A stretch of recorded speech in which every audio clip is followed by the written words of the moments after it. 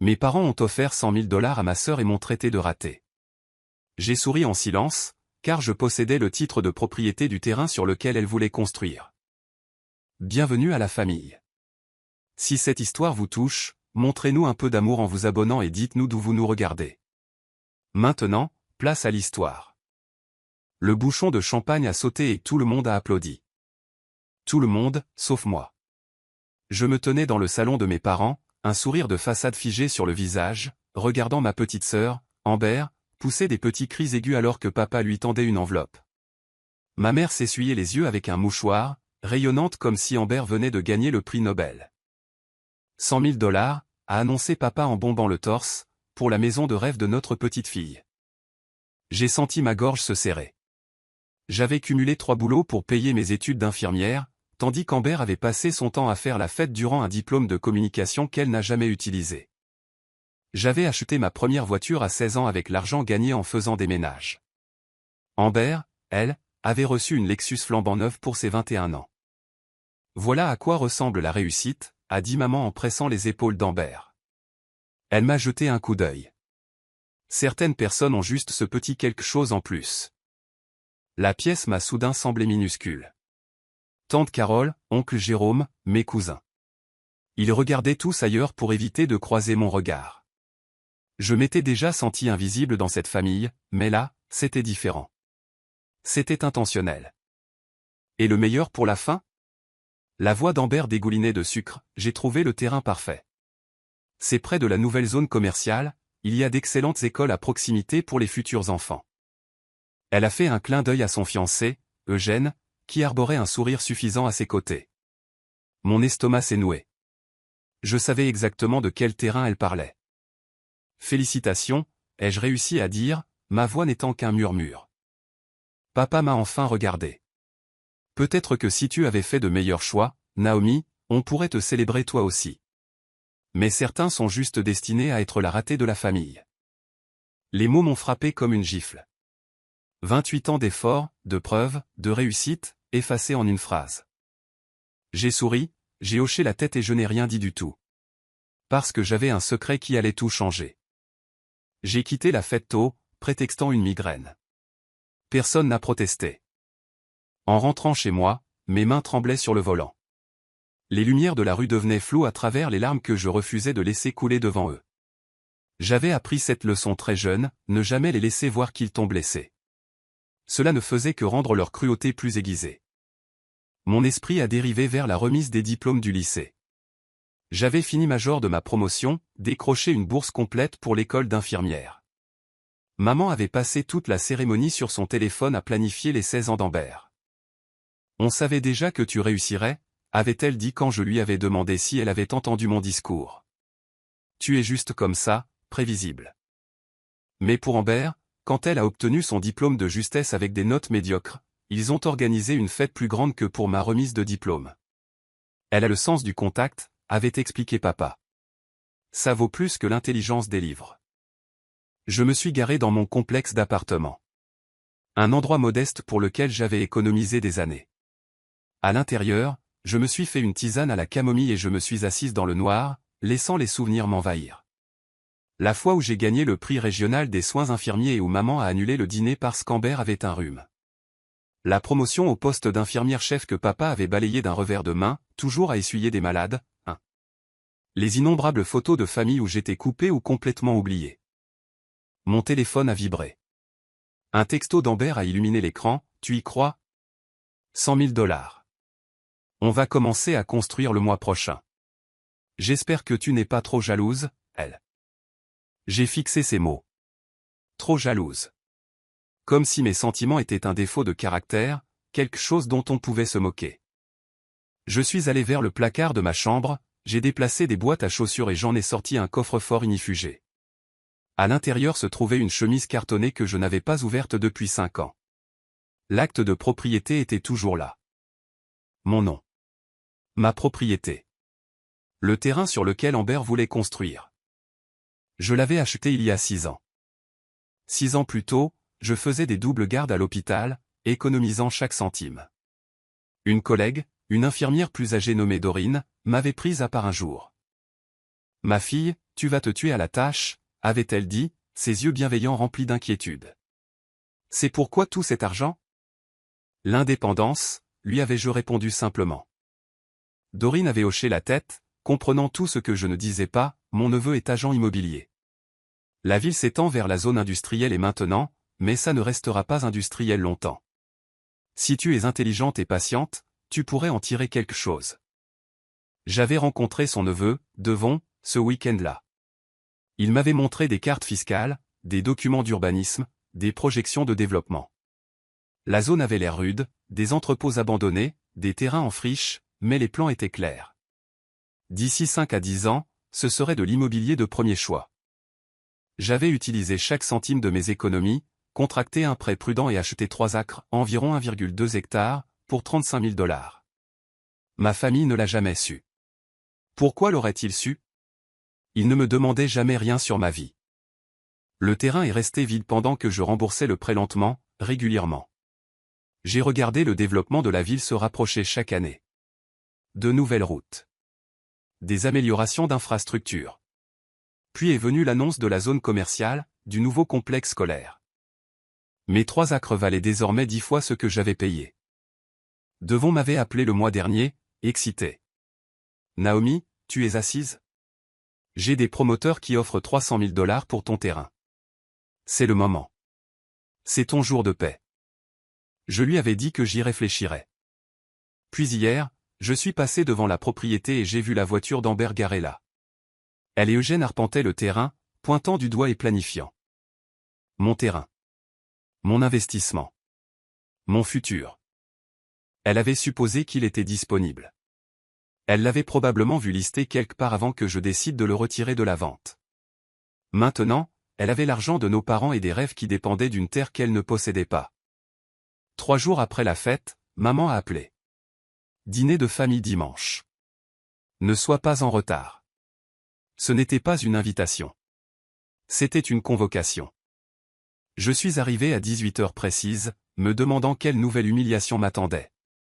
La table de la salle à manger était couverte de plans, d'échantillons de tissu, de nuanciers de peinture. Amber était assise en bout de table comme une reine, Eugène à ses côtés, tous deux rayonnants d'excitation. On voulait que tout le monde voie les plans de la maison, a annoncé Amber alors que je m'asseyais. Ça va être absolument magnifique. 5 chambres, 4 salles de bain, cuisine gastronomique, la totale. Papa rayonnait. Seulement le meilleur pour notre fille qui réussit. Les mots « notre fille qui réussit », au singulier, ont flotté dans l'air comme du poison. Amber a étalé les plans. Regardez, le terrain est parfait. Une excellente base, un emplacement idéal. On rencontre l'entrepreneur la semaine prochaine pour commencer les travaux. Quel terrain exactement, ai-je demandé doucement. Oh, celui à l'intersection de Riverside et Miller, a-t-elle dit en agitant la main avec désinvolture. Il est vide depuis toujours. On a eu une super affaire dessus.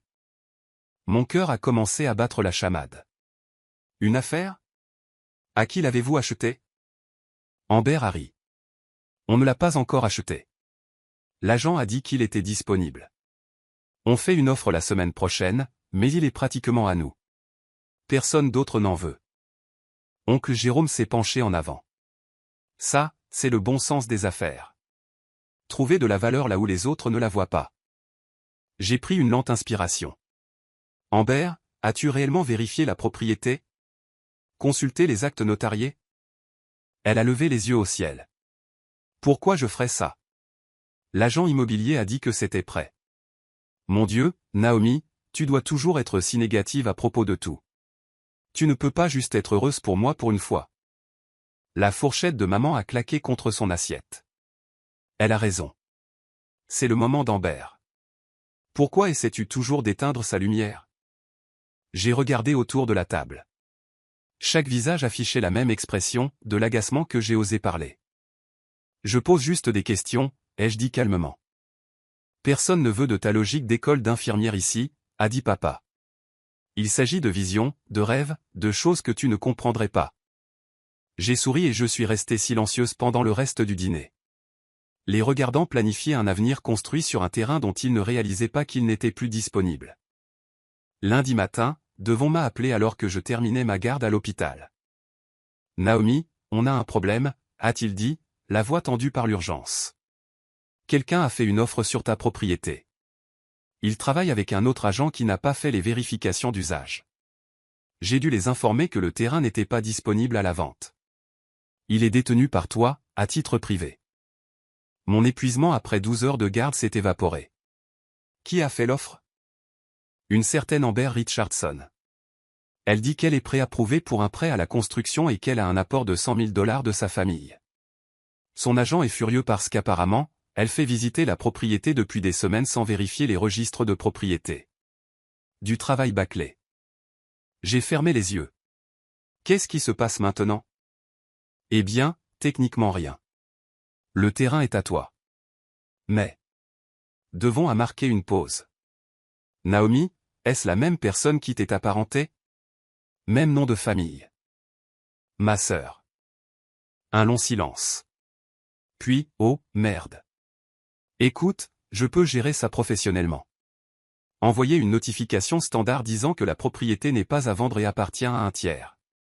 Je n'ai pas besoin de mentionner que c'est toi. J'y ai réfléchi. Au plan sur la table de la salle à manger. À l'assurance d'Amber. À la fierté de maman. À la cruauté dédaigneuse de papa. À 28 ans passés à être invisible. Non, ai-je dit doucement. Fais-leur savoir qui est le propriétaire. Tout. Chaque détail. Tu es sûr? Les histoires de famille, ça peut devenir compliqué. Je me suis souvenu des mots de papa, certains d'entre nous sont juste destinés à être la ratée de la famille. Je suis sûr, ai-je dit. Envoie la documentation. Notification officielle. Tout. Devon a sifflé doucement. D'accord. C'est ta propriété, c'est toi qui décides. La documentation part aujourd'hui. J'ai raccroché et je suis resté assise dans ma voiture sur le parking de l'hôpital. Mon téléphone a vibré presque immédiatement. Des textos affluaient d'Amber, de maman. Même de cousins dont je n'avais pas eu de nouvelles depuis des mois. J'ai éteint mon téléphone. La tempête arrivait, et j'étais prête. Les coups de poing sur la porte de mon appartement ont commencé à 7 heures du matin. Je venais juste de rentrer d'une garde de nuit. J'avais à peine eu le temps de me doucher. Naomi. Ouvre cette porte tout de suite. La voix de maman était perçante de rage. J'ai enfilé mon peignoir et ouvert la porte pour trouver toute ma famille sur mon paillasson. Maman, papa, Amber avec du mascara coulant sur ses joues. Eugène qui avait l'air d'avoir des envies de meurtre. Même oncle Jérôme et tante Carole. Comment as-tu pu, a hurlé Amber, me bousculant pour entrer dans mon appartement. Comment as-tu pu me faire ça? Faire quoi, ai-je demandé calmement, bien que mon cœur battait à tout rompre. Papa a agité des papiers devant mon visage. Tu possèdes ce terrain. Tu le possèdes depuis tout ce temps et tu n'as rien dit. Vous n'avez jamais demandé, ai-je répondu simplement. Ne fais pas la maligne avec moi. Sa voix a tonné. On est ta famille. Tu aurais dû nous le dire. Le visage de maman s'est tordu de dégoût. J'ai toujours su que tu étais égoïste, mais là. C'est diabolique, Naomi. Purement diabolique. Je me tenais là, dans mon petit salon. Entouré de gens qui ne m'avaient jamais demandé une seule fois comment allait ma vie, mes rêves, mes accomplissements. Des gens qui avaient passé des décennies à me faire sentir inutile. J'ai acheté ce terrain il y a 6 ans, ai-je dit doucement. Avec mon propre argent. Mon propre travail acharné. Personne dans cette famille n'a jamais demandé ce que je faisais de ma vie ou de mes économies. Vous étiez tous trop occupés à célébrer Amber. Ce n'est pas la question, a sangloté Amber. La question, c'est que tu savais que je le voulais. Tu savais qu'on prévoyait de construire là-bas. Je l'ai su la semaine dernière, ai-je corrigé. Quand tu l'as annoncé à la fête. Mais le terrain est à moi depuis 6 ans. Eugène s'est avancé, la mâchoire serrée. Alors vends-le-nous. On paiera la valeur marchande équitable. Il vaut 300 000 $ maintenant, ai-je dit. C'est ça la valeur du marché. La pièce est devenue silencieuse. 300, la voix d'Amber s'est brisée. On n'a pas ça. On a les 100 000 et l'approbation du prêt. J'ai hoché la tête. Je sais. Donc tu dis non? Tu sabotes ma maison de rêve? Sa voix est montée en un gémissement. J'ai regardé chaque visage. En colère, accusateur, se croyant tout permis. Je dis que le terrain est à moi, ai-je dit. Ce que j'en fais est ma décision. Ta décision? Le rire de papa était dur. Tu n'as pas le droit de prendre des décisions qui blessent cette famille. Quelque chose s'est brisé en moi. Blesser cette famille. Cette famille? Ma voix s'est élevée pour la première fois. Vous m'avez traité de raté devant tout le monde. Vous avez passé ma vie entière à me faire sentir que je ne valais rien. Et maintenant vous êtes en colère parce que je possède quelque chose de valeur? On a investi en Amber parce qu'elle le méritait, a répliqué maman. Elle a du potentiel. Un avenir. Et moi non? Les mots se sont arrachés de ma gorge. J'ai payé mes études d'infirmière. J'ai travaillé 60 heures par semaine pour sauver des vies. J'ai acheté une propriété à 22 ans avec l'argent que j'ai gagné moi-même. Mais rien de tout ça ne compte parce que je ne suis pas Amber. Tu as toujours été jalouse de ta sœur, a interjecté tante Carole. C'est juste une vengeance mesquine. Je me suis tourné vers elle. Cette femme qui m'avait regardé être rabaissée toute ma vie sans jamais dire un mot. J'ai cumulé 3 boulots à 16 ans, ai-je dit, la voix tremblante. J'ai acheté mes propres vêtements. Ma propre voiture, j'ai tout payé moi-même. Alors qu'Amber a tout reçu sur un plateau d'argent. Où étaient mes 100 000 $? Où était ma fête? Où était ma famille fière de moi? Nous sommes fiers de toi, a dit maman, mais sa voix manquait de conviction. C'est juste que tu n'as pas besoin du même soutien qu'Amber. Parce que je suis forte? J'ai ri amèrement. Ou parce que c'est plus facile de m'ignorer? Le visage d'Amber s'est durci, ses larmes séchant. Tu sais quoi? Tu es juste aigri parce que tu es seul. Pas d'homme, pas de vie, juste le travail et ce triste petit appartement. Moi, j'ai Eugène.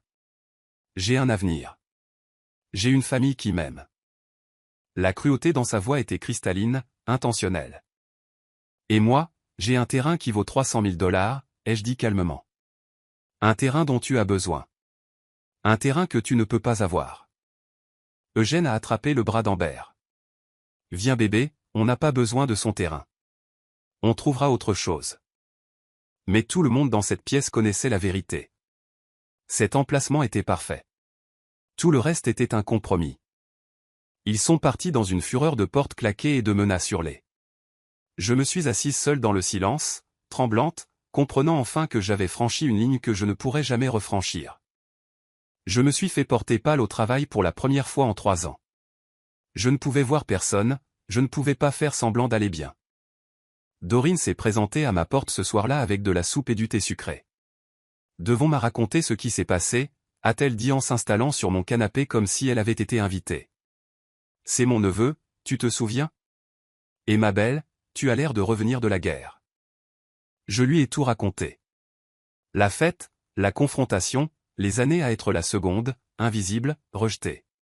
Dorine écoutait, hochant la tête de temps en temps, ses mains usées enveloppant sa tasse de thé. Laisse-moi te dire quelque chose, a-t-elle dit quand j'ai fini. J'avais une sœur comme la tienne. Belle, charmante, capable d'obtenir tout ce qu'elle voulait par la parole. Ma mère la préférait, elle ne l'a jamais dit, mais on le savait tous. J'ai passé 40 ans à essayer de gagner ce que ma sœur obtenait juste en existant. Qu'est-ce qui s'est passé, ai-je demandé. Elle est morte, a dit Dorine sans détour. Accident de voiture il y a 12 ans. Et tu sais ce que ma mère a dit à l'enterrement? Elle a dit, au moins, il me reste Dorine. Pas, je suis reconnaissante pour Dorine. Pas, j'aime Dorine. Juste au moins, il me reste la fille de secours. J'ai eu mal au cœur pour elle. C'est là que j'ai réalisé, a continué Dorine, que certaines personnes ne verront jamais ta valeur. Pas parce que tu en manques, mais parce qu'ils ont construit toute leur identité autour de l'élévation de quelqu'un d'autre. Tes parents ont fait d'Amber leur chef-d'œuvre. Toi, tu n'étais que le cadre. Alors qu'est-ce que je fais? Ma voix s'est brisée. Tu décides de ce que tu veux, a-t-elle dit fermement. Pas ce qui les blesse, pas ce qui les aide, pas ce qui les fait enfin te voir. Qu'est-ce que tu veux faire de ce terrain? J'avais été tellement concentré sur la trahison, sur la validation d'avoir raison, que je ne m'étais pas vraiment posé la question. Je ne sais plus, ai-je admis. Dorine m'a serré la main. Alors trouve la réponse. Mais ma belle, assure-toi que peu importe ce que tu décides, tu pourras vivre avec. Parce que la famille te hantera pour toujours si tu les laisses faire. Elle m'a laissé avec plus de questions que de réponses, mais pour la première fois, j'avais l'impression que quelqu'un comprenait. Une semaine s'est écoulée dans un silence tendu. Je suis retourné au travail, je me suis jeté dans les soins aux patients, essayant de ne pas penser aux notifications incessantes de mon téléphone que j'avais mis en sourdine.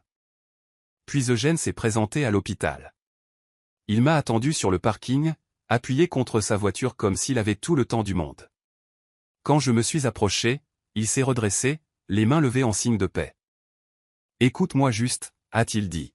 « S'il te plaît. » Contre mon meilleur jugement, je me suis arrêté. « Amber est dévastée », a-t-il commencé. « Elle planifie cette maison depuis qu'on s'est fiancés. C'est tout ce dont elle parle, tout ce dont elle rêve. Toute cette histoire, ça la brise. » J'ai gardé ma voix neutre. « Et je te demande, d'humain à humain, de reconsidérer. Je sais que ta famille t'a maltraité. Je l'ai vu, honnêtement. La façon dont il te parle, dont il parle de toi, c'est tordu. Mais Amber, elle n'a pas choisi comment elle a été élevée. Aucun de nous ne choisit. » Ces mots étaient soigneusement choisis, presque répétés. « Est-ce qu'ils t'ont envoyé ?» ai-je demandé. Il a eu la décence d'avoir l'air embarrassé. « Amber ne sait pas que je suis là. Tes parents pèteraient les plombs s'ils savaient que je te parlais. Mais écoute, je l'aime. Je veux construire une vie avec elle. Ce terrain est parfait.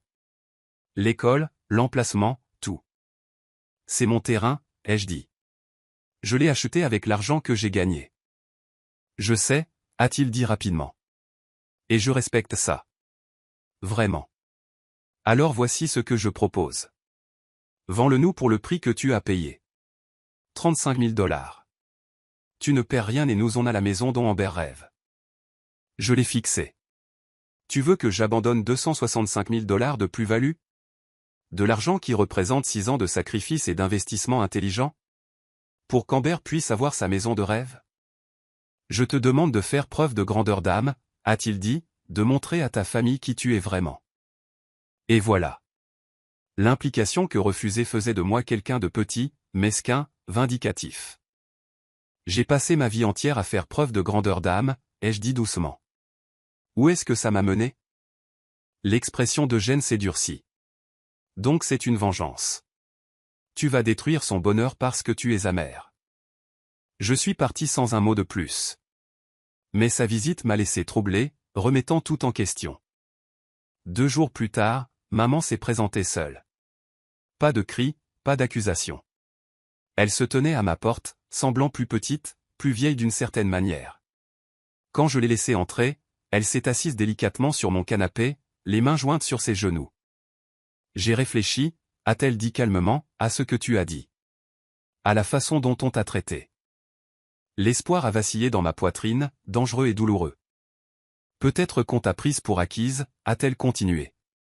Tu as toujours été si capable, si indépendante. Amber avait besoin de plus de conseils, de plus de soutien. Tu comprends ça, n'est-ce pas? L'espoir est mort. Non maman, ai-je dit. Je ne comprends pas. Avoir besoin de conseils ne signifie pas donner tout à un enfant et rien à l'autre. Ça ne signifie pas traiter un enfant de raté devant toute la famille. Son visage s'est tendu. Ton père avait bu. Il ne le pensait pas. Il l'a dit sobre aussi. Avec des mots différents, mais le même message. Toute ma vie. Le calme de maman s'est fissuré. Qu'est-ce que tu veux de nous, Naomi? Des excuses? Bien. Je suis désolé. Nous sommes désolés. Maintenant, vas-tu vendre le terrain à Amber? Ce ne sont pas des excuses, ai-je dit. C'est une transaction. Tout est une transaction, a-t-elle claqué, ses vrais sentiments refaisant surface. Tu penses que la famille, c'est une histoire de sentiments? C'est faire ce qui est juste pour l'unité familiale. Amber et Eugène commencent une famille. Ils ont besoin de ça. Toi, tu es seul. Tu n'as pas besoin d'une propriété de 3 acres. Tu pourrais prendre les 35 000, faire un profit symbolique et tout le monde gagne. Je perdrais 265 000 $. Tu gagnerais le respect de ta famille. Maman s'est levée, sa voix montant. Tu ferais enfin partie de quelque chose de plus grand que toi. Mais non, tu préfères rester assise ici dans ton petit appartement, agrippée à ton titre de propriété, à te sentir supérieure. Supérieure. Je me suis levée aussi, tremblante de rage. Je ne me suis jamais sentie supérieure à qui que ce soit dans cette famille. Je me suis sentie invisible. Sans valeur. Comme si mes réussites ne signifiaient rien parce qu'elles n'étaient pas celles d'Amber. Parce que tu es égoïste. Le masque de maman est complètement tombé. Tout doit tourner autour de toi, tes sentiments, tes blessures. Amber ne se plaint jamais. Elle est reconnaissante, aimante, facile. Tu es dure, Naomi. Tu as toujours été dure. Les mots ont atterri comme des pierres. Sors, ai-je chuchoté. Avec plaisir, a-t-elle dit en attrapant son sac à main. Mais quand le rêve d'Amber mourra à cause de ta rancune, souviens-toi de ce moment. Souviens-toi d'avoir choisi ton ego plutôt que ta sœur. Elle a claqué la porte derrière elle. Je me suis effondré sur le canapé et j'ai enfin laissé couler mes larmes. J'ai arrêté de répondre aux appels. Arrêté de lire les textos. J'allais au travail, je rentrais, j'existais dans un brouillard. Puis Amber s'est présentée à l'hôpital. Elle m'a coincé pendant ma pause dans la salle de repos où les infirmières allaient décompresser. J'ai essayé de partir, mais elle a bloqué la porte. Il faut qu'on parle, a-t-elle dit. Bouge, Amber. Pas avant que tu m'écoutes. Ses yeux étaient cernés de rouge, désespérés. Naomi, s'il te plaît. Je t'en supplie. Vends-moi le terrain. Non. Pourquoi? Sa voix s'est brisée. Pourquoi tu fais ça? C'est à cause de ce que nos parents ont dit? Des choses que j'ai dites? Je m'excuserai. Je me mettrai à genoux tout de suite et je m'excuserai pour tout. Elle a réellement commencé à s'agenouiller. J'ai attrapé son bras. Ne fais pas ça, ai-je dit. Ne joue pas la comédie pour moi. Ce n'est pas une comédie. Des larmes coulaient sur son visage. Je suis désespéré. Tu es ma sœur. Comment peux-tu me regarder souffrir comme ça? Je l'ai regardé, vraiment regardé. Pour la première fois, j'ai vu au-delà de la façade de l'enfant roi, quelque chose de réel, une angoisse authentique. Comment m'as-tu regardé souffrir, ai-je demandé doucement. Toutes ces années. Chaque rejet, chaque comparaison, chaque fois qu'ils t'ont choisi plutôt que moi. Où étais-tu à ce moment-là? Je ne savais pas que ça te blessait. Je pensais que tu t'en fichais. Que je m'en fichais? Mon rire a sonné creux. Ou tu ne voulais pas voir, parce que voir aurait signifié reconnaître que tu profitais de ma douleur. Le visage d'Amber s'est chiffonné. Donc c'est une punition. Tu me punis d'être aimé. Non, ai-je dit, épuisé. Je me protège. Pour la première fois de ma vie, je me choisis moi. Je garde ce qui est à moi. Même si ça me détruit, a-t-elle chuchoté. J'ai pensé à chaque fois où j'avais été détruite et où personne ne s'en était soucié. Chaque fois où j'avais pleuré seule, célébré seule, existé seule pendant qu'ils tournaient tous autour d'elle. Oui, ai-je dit. Même dans ce cas. Elle m'a regardé comme si j'étais une étrangère. Peut-être que je l'étais. Je ne te pardonnerai jamais pour ça, a-t-elle dit, sa voix froide. Bienvenue au club, ai-je répondu. J'ai été impardonnable toute ma vie. Elle est partie et je suis resté assise dans la salle calme, me demandant si je venais de tout gagner ou de tout perdre. 3 semaines plus tard, Devon a appelé avec des nouvelles. Les promoteurs augmentent leur offre, a-t-il dit. 350 000 $. Ils veulent construire un complexe mixte, commercial et résidentiel. C'est une opportunité solide, Naomi. J'étais assise dans ma voiture devant l'hôpital, regardant le coucher de soleil peindre le ciel en orange et rose. Il y a autre chose, a continué Devon. J'ai fait des recherches, cette zone commerciale qui s'installe, les plans de développement. Il s'avère que l'entreprise de ton père a fait les travaux d'arpentage et de génie civil. Il était au courant du développement il y a 18 mois. Mon sang s'est glacé. Qu'est-ce que tu dis? Je dis que ton père savait que ce terrain aurait de la valeur. Il le savait avant les annonces publiques. Et je suis prêt à parier que c'est pour ça qu'Amber a soudainement trouvé ce terrain parfait. Ils espéraient le rafler pour une bouchée de pain avant que la nouvelle ne se répande. Les pièces du puzzle se sont mises en place. L'assurance d'Amber. Le timing. La certitude qu'il serait disponible. Ils ont essayé d'utiliser des informations confidentielles pour voler mon investissement sous mon nez. Devon, j'ai besoin de réfléchir à tout ça. Prends ton temps, a-t-il dit. Mais Naomi, quoi que tu décides, assure-toi que c'est pour toi. Pas contre eux. J'ai conduit jusqu'à la propriété ce soir-là, je me suis tenu sur le terrain vide sous les étoiles, me souvenant de la version de moi à 22 ans qui avait fait ce saut dans l'inconnu. Elle avait été courageuse, déterminée, elle avait cru en son propre avenir quand personne d'autre ne le faisait. Que voudrait-elle que je fasse maintenant? Mon téléphone a sonné. Chérie, c'était Dorine. J'ai entendu parler de l'implication de ton père, a-t-elle dit sans préambule.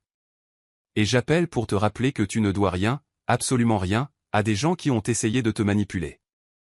Je sais, ai-je dit. Tu sais? Parce que j'entends ce ton dans ta voix. Ce ton du genre peut-être que je devrais faire preuve de grandeur d'âme. Et je suis là pour te dire que faire preuve de grandeur d'âme ne signifie pas te rendre plus petite. J'ai fermé les yeux, senti le vent sur mon visage, et j'ai pris ma décision. J'ai convoqué une réunion de famille. Tout le monde est venu, s'attendant probablement à ce que je cède enfin. Nous nous sommes retrouvés dans un lieu neutre, un café, public et sûr. J'ai amené Devon et ses documents. Je vends le terrain, ai-je annoncé. Le visage d'Amber s'est illuminé d'espoir. Maman a attrapé la main de papa. Eugène s'est penché en avant avec avidité. Au promoteur, ai-je continué. Pour 350 000 $. L'espoir est mort de façon spectaculaire. Mais avant de le faire, je veux dire quelque chose. J'ai regardé chacun d'eux. Je sais que papa était au courant du développement. Je sais que vous avez tous essayé d'obtenir ce terrain en utilisant des informations auxquelles il avait accès professionnellement. Vous n'essayez pas de soutenir le rêve d'Amber. Vous essayez de m'arnaquer. Le visage de papa est devenu écarlate. Ce n'est pas. Si, c'est ça, ai-je dit fermement. Et j'ai fini. J'ai fini de me battre pour des miettes d'amour de la part de gens qui ne m'en donneront jamais. J'ai fini d'être la responsable, l'invisible, la ratée. Donc tu choisis l'argent plutôt que la famille, a dit maman avec amertume.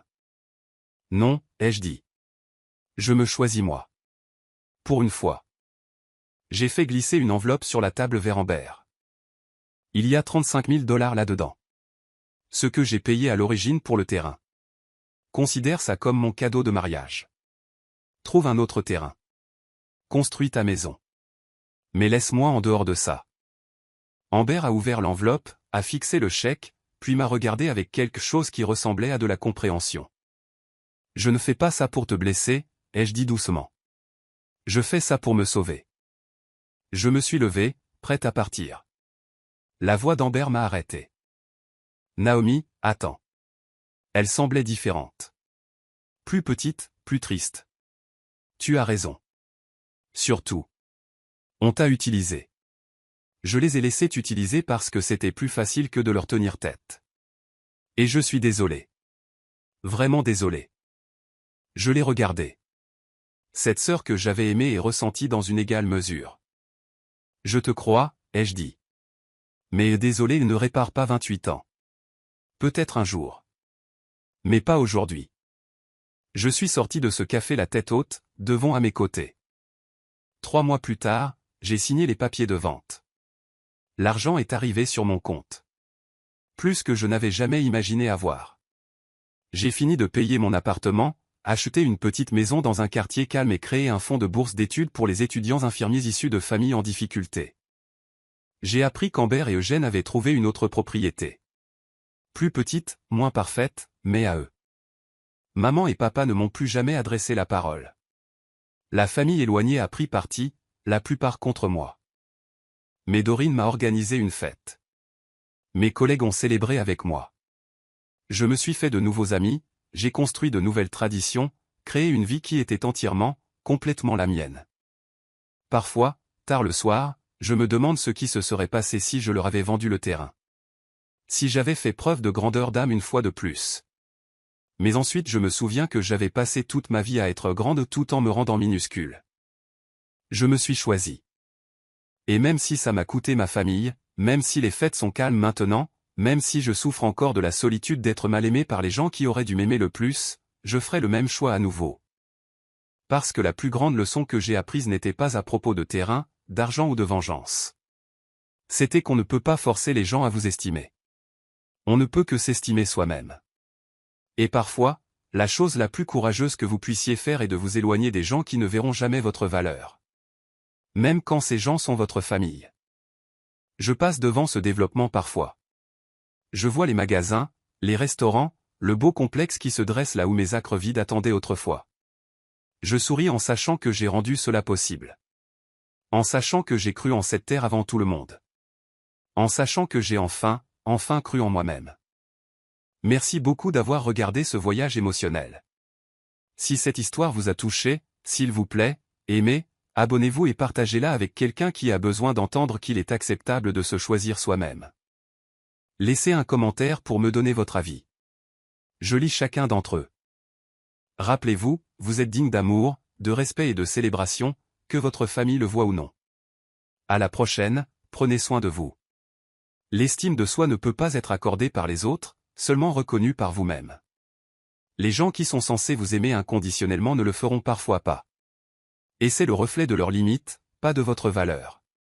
Se choisir soi-même n'est pas égoïste. C'est de la survie.